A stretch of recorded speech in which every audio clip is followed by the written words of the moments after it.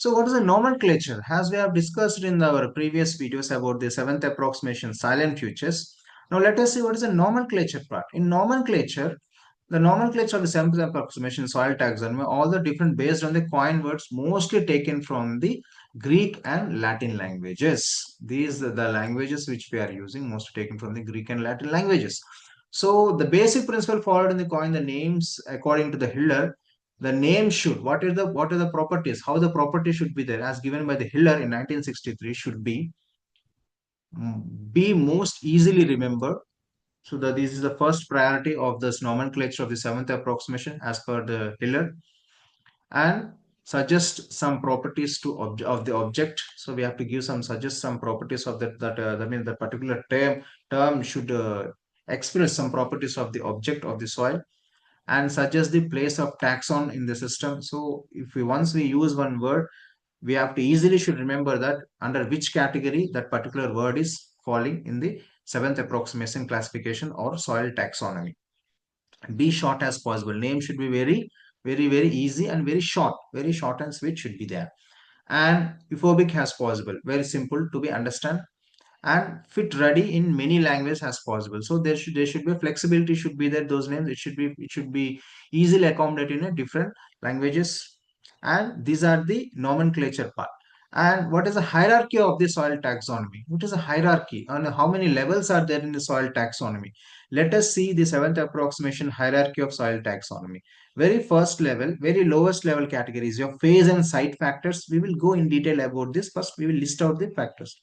And series is another hierarchy, family, subgroup, grade group, suborder, and of course orders. Out of these hierarchical classification, this order to grade group are considered as the higher category level, and subgroup to phase factor side factors considered as the lower category hierarchy of the soil taxonomy. Hereafter we will discuss in our videos only soil taxonomy. I may not use the seventh approximation soil taxonomy. I will simply say soil taxonomy, USDA soil taxonomy. Now let us see, we will say a small details, a one line details about all these seven categories of this hierarchy. So higher categories. In higher categories, we can see orders. This is the highest category in this system, in the soil taxonomy. And suborder, comparable to the grade groups of the genetic system. Just we can compare these properties with our grade groups of our zonality concept. And of course, grade group is a basic category. Here you can see diagnostic subsurface horizons. What is this diagnostic subsurface horizons? We will see in a coming classes. This is regarding the grade group. And lower categories. In lower categories, we can see subgroup. Here you can say a new category designed to define the central concept of the grade group. So here, why we have given this grade group means we will define the grade group in the subgroup. And family, it's a practical category making prejudice for the optimum land use. So family, this category is mostly used for the practical use of the soils.